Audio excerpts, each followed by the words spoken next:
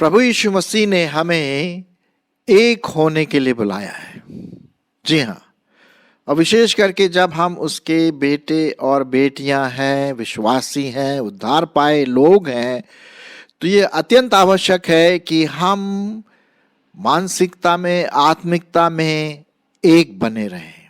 हाँ, हमारे अलग अलग विचारधाराएं हो सकती हैं और होती भी हैं, और अलग अलग जगह हम रहते हैं, अलग अलग बैकग्राउंड है, लेकिन जब हम प्रभु में आते हैं तो हम एक होकर के आए, डिवीजन ना हो, विभाजन ना हो।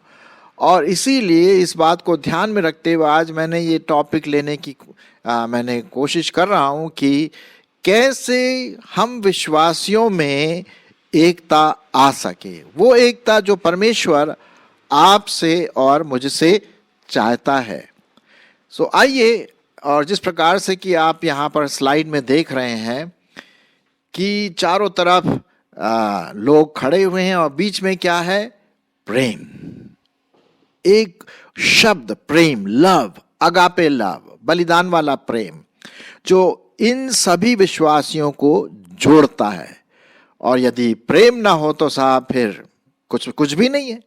विशेष करके विश्वासियों के जीवन में हम देखते हैं कभी कभी कलीसियाओं में, मसीह समाज में, एक विश्वासी दूसरे विश्वासी के आंख से मिला करके बात नहीं करता है। मतलब आंख से मिलाने का मतलब खुले रूप से मिल नहीं पाता, कुछ ना कुछ द्वेष कभी होता है। मैं सबकी बात नहीं बोल रहा हूँ, मैं स्वाभाविक रूप से बोल रहा हूँ कि सबकी बात नहीं है ये, लेकिन कभी कभी हम पड़ोस में रह करके, सामने रह करके, चर्च में हाथ नहीं मिलाते, इधर उधर देखते हैं। अगर कोई व्यक्ति आता है जिसको हम पसंद नहीं करते हैं, है ना, तो क्या ये परमेश्वर की कलीसिया? आप ही सोचिए। बिल्कुल नहीं, बिल्कुल नहीं। चाहे दूसरे व्यक्ति हमसे प्रेम करे ना करे, हमारा जो मानसिकता होना है कि हम एक दूसरे को वैसा ही प्रेम दिखाएं जैसा प्रभु परमेश्वर ने हमसे किया। और ये बात हम देखते हैं कि जिस प्रकार से प्रभु ने हमसे प्रेम किया, हम भी उसी प्रकार एक दूसरे के साथ प्रेम की भावना रखें। और यहाँ पर मैं आपके लिए कई पदों को यहाँ पर रखना मांगता हूँ। पहले तो हम देखेंगे कि भजन संहिता उसका 133 अध्याय, और वहाँ पर बहुत अच्छी बात लिखी हुई है जो बहुत बार इस्तेमाल भी होता है। भजन संहिता 133 और उसका यहाँ पर लिखा हुआ है जो पहला पद यहाँ लिखा हुआ है, देखो क्या ही भली और मनोहर बात है कि भाई लोग आपस में मिले रहें। देखो ये क्या ही भली बात है और मनोहर बात है कि भाई लोग आपस में मिले रहें। भाई बहन जो प्रभु में हैं, विश्वास में हैं, उद्धार पाए हैं, हम एकता में एक होकर एक दूसरे के साथ अपना मसीह जीवन बिताएं, एक दूसरे की सहायता करें, एक दूसरे को वो बलिदान वाला प्रेम जो परमेश्वर ने हमारे लिए किया, अगापे लव जिसे हम कहते हैं, प्रभु का वाला प्रेम, वो हम अपने जीवन में कर सकें। अब प्रभु परमेश्वर की क्या प्रार्थना थी? यीशु मसीह की सबसे बड़ी लंबी प्रार्थना जो पाई जाती है, आप जानते हैं, यूहन्ना उसका 17 अध्याय, यूहन्ना उसका 17 अध्याय और उसका 20 से 26 पद पढ़ने लायक है कि क्या वो प्रभु परमेश्वर हमारे लिए, आपके लिए वो प्रार्थना करता है एकता के लिए, कि हम एक हों। उस समय तो खैर चेलों के लिए प्रार्थना कर रहा था, लेकिन हमारे लिए भी प्रभु यीशु मसीह प्रार्थना कर रहे थे। जरा मैं आपके लिए पढ़ देता हूं। यूहन्ना उसका 17 अध्याय और 20 से 26 पद। मैं केवल इन्हीं के लिए विनती नहीं करता हूं, इन्हीं के लिए मतलब डिसाइपल्स के लिए, परंतु उनके लिए भी जो इनके वचन के द्वारा मुझ पर विश्वास करेंगे, कि वे सब एक हों। सुनिए, एक हो, जैसा कि आप इस पिक्चर डायग्राम में देख रहे हैं कि सब एक दूसरे के हाथ जोड़े हुए, थामे हुए, सब एक दूसरे के साथ जुड़े हैं। है ना, एक हैं। सो यहाँ पर लिखा हुआ है, मैं पढ़ लेता हूं कि वे सब एक हो, जैसा तू है पिता मुझ में है और मैं तुझ में हूं, वैसे ही वे भी हम में हो, इसलिए कि जगत विश्वास करे कि तू ही ने मुझे भेजा है। और वह महिमा जो तूने मुझे दी मैंने उन्हें दी कि वे वैसे ही एक हो जैसे कि हम एक हैं। और ये और आगे और भी बातें लिखी हुई यहाँ पर, मैं उनमें और मुझ में कि वे सिद्ध होकर एक हो जाएं और जगत जाने कि तू ही ने मुझे भेजा, जैसा तूने मुझसे प्रेम रखा वैसा ही उनसे प्रेम रखा। हे पिता, मैं चाहता हूं कि जिन्हें तूने मुझे दिया है, जहां मैं हूं वहां वे भी मेरे साथ रहें और इस प्रकार से हम एक दूसरे के साथ प्रेम रखें। ठीक है, तो ये यूहन्ना में देखते हैं प्रभु यीशु मसीह की ये प्रार्थना थी हम विश्वासियों के लिए कि हम एक हों। अब ये कैसे होंगे भाई? जब हम प्रेम रखेंगे, है ना, जो प्यार एक दूसरे के प्रति हम दे सकते हैं प्रभु यीशु मसीह में, तभी हम आगे अपने जीवन में, मसीह जीवन में बढ़ सकते हैं। चलिए, और भी कई पदों को मैं आपके लिए पढ़ना मांगता हूं जो कि बहुत बहुत इंपॉर्टेंट है। ऑफ कोर्स सबसे जबरदस्त जो चैप्टर पाया जाता है प्रेम से संबंधित, और वो है 1 कुरिन्थियों 13। मैं तो उसको नहीं पढ़ूंगा, लेकिन आप जरूर जानते हैं उसके बारे में कि प्रेम की परिभाषा, प्रेम की महत्वता कैसे विश्वासी के जीवन में पाई जाती है। कुलुसियों की पत्री और उसका दूसरा अध्याय, कुलुसियों की पत्री उसका दूसरा अध्याय 1 से 3 पद मैं आपके लिए पढ़ूंगा। पौलुस यहाँ पर कुलुसियों के नाम पत्री लिख रहा है और वो कहता है कि किस प्रकार से मैं और आप विश्वासी लोग प्रेम में एक हों, है ना। चलिए मैं पढ़ देता हूं। मैं चाहता हूं कि तुम जान लो कि तुम्हारे और उनके जो लौदीकिया में हैं और उन सब के लिए जिन्होंने मेरा शारीरिक मुंह नहीं देखा, मैं कैसा परिश्रम करता हूं ताकि उनके मनों को प्रोत्साहन मिले और वे प्रेम से आपस में गठे रहें और वे पूरी समझ का सारा धन प्राप्त करें और परमेश्वर पिता के भेद को अर्थात मसीह को पहचान लें, जिससे बुद्धि और ज्ञान के सारे भंडार छिपे हुए हैं। तो क्या लिखा हुआ है दूसरे पद में? बहुत इंपॉर्टेंट जो बात यहां पर लिखी है कि प्रेम में वे गठे रहें, एकता बनाए रखें। और आप देख रहे हैं कि इस डायग्राम में इन सबों को जोड़ने वाला जो कड़ी है वो है प्रेम, है ना। प्रभु यीशु मसीह ने हमसे प्रेम किया है कि नहीं? उसने अपनी जान हमारे लिए बलिदान के रूप में दी, जिसे हम कहते हैं अगापे वाला प्रेम, बलिदान वाला प्रेम, जो परमेश्वर ने आपके और मेरे लिए किया है। और इसीलिए भजन संहिता लिखने वाला क्या कहता है?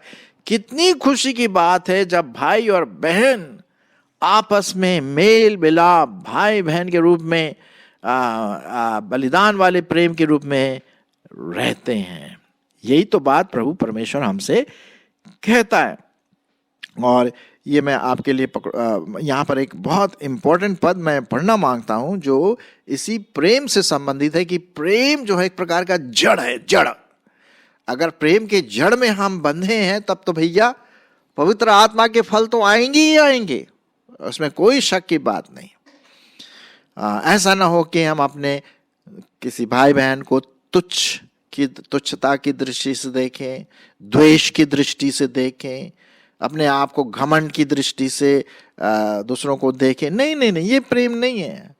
हाँ, प्रेम दूसरों को अपने से अच्छा समझता है, दूसरों की सहायता करता है, प्रार्थना करता है, जब भी जरूरत होती है दूसरों को, ये विश्वासी दूसरों की सहायता करता है।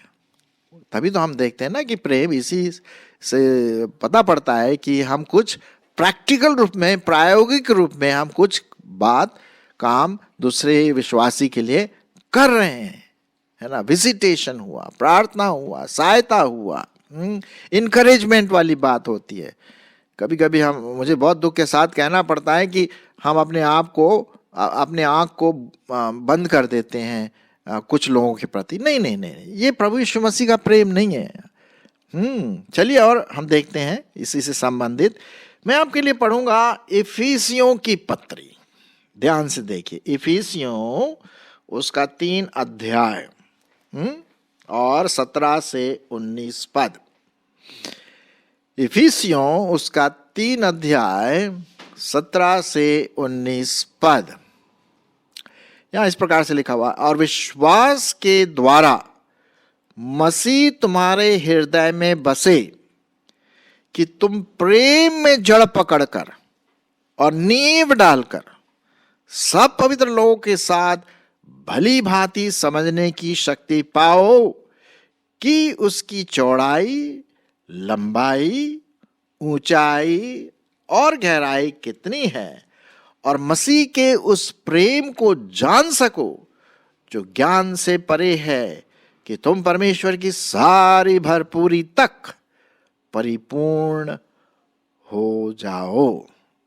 देखिए, यहां पर हम फिर देखते हैं परमेश्वर के वचन में बहुत साफ रीति से लिखा गया है प्रेम के बारे में, कि हमें प्रेम में जड़ पकड़ना है। जड़ क्यों? क्योंकि जड़, भाई, किसी भी पौधे का या पेड़ का जो सबसे इम्पोर्टेंट, जहाँ से उसकी शुरुआत होती है, चाहे वो बड़ा भारी पेड़ हो या छोटा पौधा हो, फल का पेड़ हो, उसकी शुरुआत जड़ से शुरू होती है। और हर एक पेड़ का, हर एक पौधे का जड़ होता है। आपका मसीह जीवन का, हमारा जो कलीसिया में जो लोग हैं, हमारा जड़ क्या है? एक दूसरे को जोड़ने वाला, वो है प्रेम का जड़। जी हाँ, बाइबल तो यही बताती है। बिल्कुल साफ रीति से लिखा है कि हम उस प्रेम की जड़ को पकड़े हैं, वो हमारी नींव है। विश्वास के द्वारा मसीह तुम्हारे हृदय में फंसे कि तुम प्रेम में जड़ पकड़कर और अच्छी नींव डालें, है ना। तो ये बहुत इंपॉर्टेंट बात आपके लिए, हमारे लिए, हम सबों के लिए यहाँ पर दी जाती। कुलुसियों की पत्री और उसका 3 अध्याय, कुलुसियों की पत्री 3 अध्याय और उसका लिखा हुआ है 12 से 14 पद। सुनिए किस प्रकार से हम वो प्रेम की जड़ को पकड़े रहे एक दूसरे के प्रति। हमारी कलीसिया के लोग, विश्वासी लोग, यहाँ पर हम सिर्फ विश्वासी की बात कर रहे हैं, हालांकि हमें दूसरों से तो प्रेम करना ही करना है, उसमें कोई शक की बात नहीं, लेकिन कभी कभी अपने ही लोगों से हम लोग मन मुटाव कर रखते हैं। ये गलत है, ये परमेश्वर नहीं चाहता। इसीलिए प्रभु परमेश्वर ने हमारे लिए प्रार्थना किया कि हम एक हो, अलग ना हो, विभाजन ना हो, क्योंकि हम सब प्रभु यीशु मसीह के लहू से धुले हुए हैं। हमारे पाप सिर्फ एक ही लहू से धुले हैं, वो है प्रभु यीशु मसीह का लहू। चलिए मैं आपके लिए पढ़ता हूं कुलुसियों 3 12 से 14। इसलिए परमेश्वर के चुने हुओं के समान जो पवित्र और प्रिय है, बड़ी करुणा, भलाई, दीनता, नम्रता, सहनशीलता धारण करो। और यदि किसी को किसी पर दोष देने को कोई कारण भी हो, तो एक दूसरे की सह लो और एक दूसरे के अपराध को क्षमा करो, जैसे प्रभु ने तुम्हारे अपराध क्या किए हैं? क्षमा किए हैं, वैसे ही तुम भी करो। और इन सब के ऊपर क्या है? प्रेम को, जो सिद्धता का कटिबंध है, बांध लो। तो कहने का मतलब, पेड़ के नीचे का जड़ और पेड़ के ऊपर का भी जो फ्रूट है, फल है, वो भी प्रेम है ना। सबसे ऊपर प्रेम और जड़, नीचे जड़ जो है प्रेम है। तो इसमें जब हम देखते हैं कैसे हम एक दूसरे के प्रति प्रेम रखेंगे, जैसा अभी मैंने आपके लिए पढ़ा 12 और 13 में, कि पवित्रता, करुणा, भलाई, दीनता, नम्रता, सहनशीलता धारण करो। अब मुझे पता है कि कभी कभी मेरे जीवन में, खुद के जीवन में, ये नहीं आता है। मैं इस बात को जानता हूं और मैं परमेश्वर पिता से प्रार्थना करता हूं कि प्रभु मेरी अगुवाई करे, वैसे आपकी भी अगुवाई करे, हम सबों की, कि हम उस प्रेम की जड़ में बढ़ते हुए और प्रेम ऊंची जो चोटी है उसमें भी प्रेम करते रहें। जैसा प्रभु यीशु मसीह ने हमारे पाप क्षमा किए, हम भी एक दूसरे के पापों को क्या करें? क्षमा करें, प्रेम दिखा रहे हैं। यदि बोले कि नहीं अरे ब्रदर सिस्टर आपको पता नहीं उसने मेरे जीवन में क्या बहुत बड़ा भारी अपराध किया है, बोलने के लायक भी नहीं है, मैं ऐसा इतना बड़ा उसने मेरे प्रति नुकसान पहुंचाया, होगा। लेकिन भैया सबसे बड़ी बात जो प्रभु परमेश्वर ने आपके मेरे जीवन में किया कि हमें और आपको आग के नरक कुंड से निकाल करके स्वर्ग में बिठाया, उससे और बड़ा क्या हो सकता है? तो भैया जैसे प्रभु ने मेरे और आपके पापों को क्षमा किया, हाँ चाहे वो कितना ही बड़ा क्यों ना हो, हम प्रभु यीशु मसीह के प्रेम में होकर के उसको दूसरे को भी वही प्रेम दिखा सकें और क्षमा करें और प्रार्थना करें और भाई या बहन के रूप में उसको हम एक्सेप्ट करें। यही तो बात है ना। यहाँ पर हम देखते हैं परमेश्वर का वचन बहुत साफ रीति से, 1 कुरिन्थियों उसका 1 अध्याय और 10 पद में भी बहुत इंटरेस्टिंग चीज लिखी है। 1 कुरिन्थियों 1 अध्याय और उसका 10 पद क्या लिखा है जरा सुनिए। ये बिल्कुल हमारी जो आजकल की दशा है उससे बिल्कुल विपरीत यहाँ लिखा हुआ है। कभी कभी हम चर्च में इकट्ठे तो होते हैं, लेकिन कुछ लोगों को जिससे हमारा मनमुटाव है, हम अलग अलग से रहते हैं। नहीं, ये सवाल ही नहीं करना है। अब देखिए सुनिए क्या है परमेश्वर का वचन क्या लिखा हुआ है।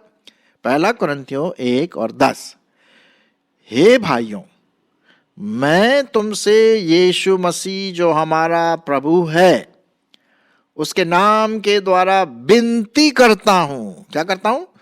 विनती, रिक्वेस्ट। हाँ, रिक्वेस्ट कर रहा, विनती कर रहा, प्रार्थना कर रहा। क्या प्रार्थना कर रहा? कि तुम सब एक ही बात कहो, तुम में फूट ना हो, एक ही मन और एक ही मत होकर मिले रहो। ये कब होगा? ये उस समय होगा जब मेरा संबंध मेरे चर्च के प्रति, कलीसिया के प्रति, लोगों के प्रति, दूसरे विश्वासियों के प्रति धीरज वाला, क्षमा करने वाला, शेयर करने वाला, दया करने वाला, हाँ तब तो बात बनती है ना। अब कुरिन्थियों की जो कलीसिया थी वहां पर क्या था? खूब रगड़े झगड़े होते थे। यहाँ पर लिखा हुआ है कि 11वां पद, क्योंकि हे मेरे भाइयों खलोए के घराने के लोगों ने मुझे तुम्हारे विषय में क्या बताया कि तुम्हें झगड़े हो रहे हैं। भैया कहीं आपके कलीसिया में झगड़े तो नहीं हो रहे हैं? आप जहां जाते हैं देख लो परमेश्वर का वचन क्या कहता है।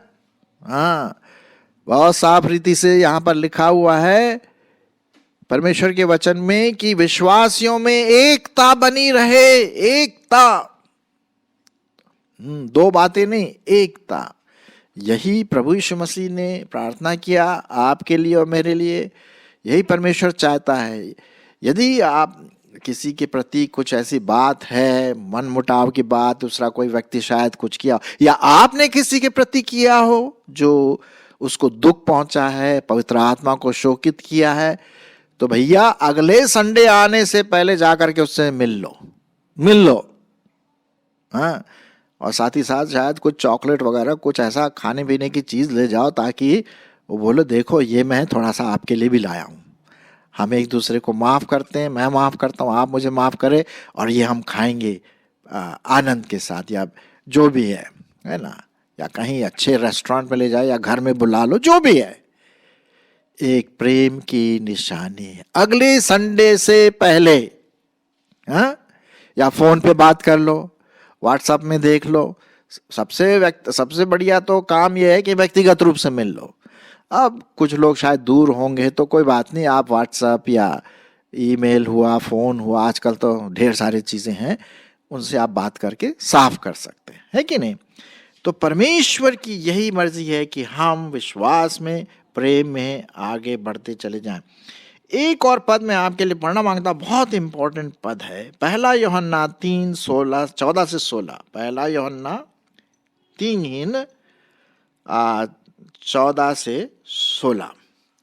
हम जानते हैं कि हम मृत्यु से पार होकर जीवन में पहुंचे हैं, क्योंकि हम भाइयों से प्रेम रखते हैं। जो प्रेम नहीं रखता वो मृत्यु की दशा में रहता है। लो भाई, कहीं आप मृत्यु की दशा में तो नहीं है? हाँ, ये तो लिखा हुआ है ना यहाँ। जो प्रेम नहीं रखता वो मृत्यु की दशा में है, लेकिन जो प्रेम रखता है वो जीवन की दशा में है। 15 पद, जो कोई अपने भाई से बैर रखता है वह हत्यारा है, और तुम जानते हो कि किसी हत्यारे में अनंत जीवन नहीं रहता है। हमने प्रेम इसी से जाना है कि उसने, अर्थात प्रभु यीशु मसीह ने हमारे लिए अपने प्राण दे दिए, और हमें भी भाइयों के लिए प्राण देना चाहिए। इसको बोलते हैं अगापे प्रेम। यदि किसी के पास संसार की संपत्ति और वह अपने भाई को जरूरत में देखकर वह उस पर तरस न खाना चाहे, तो उसमें परमेश्वर का प्रेम कैसे बना रह सकता है? हे मेरे प्रिय बालकों, हम वचन और जीभ ही से नहीं, पर काम और सत्य के द्वारा भी प्रेम प्रकट करें। तो मेरे ख्याल में आज तो थोड़ी सी डंडी मिली है। आशा है कि आप इस पर ध्यान देंगे। परमेश्वर आपकी अगुवाई करे, मेरी अगुवाई करे, हम सबों की, क्योंकि ये एक समस्या है कलीसियाओं के बीच में, कभी पास्टर या कलीसिया के बीच में, कलीसिया के आपस के लोगों के बीच में, चर्च में कभी कभी ऐसी बातें आ जाती है। सुनिए, प्रभु यीशु मसीह जल्द आने वाला है। तो भैया यहीं सब कुछ ठीक ठाक कर लो, ताकि जब परमेश्वर अपनी कलीसिया देखे तो बोले बहुत सुंदर कलीसिया है। तो यदि किसी के साथ कुछ है, मन मुटाव या ऐसी कुछ बात है, दुखित किया, आपस में माफ करो, माफी मांगो, माफ करो, और बढ़िया से खूब बढ़िया खाना भी खा लो, है ना। लेकिन उससे भी ज्यादा यह है कि प्रेम में हम बने रहे, एकता में बने रहे।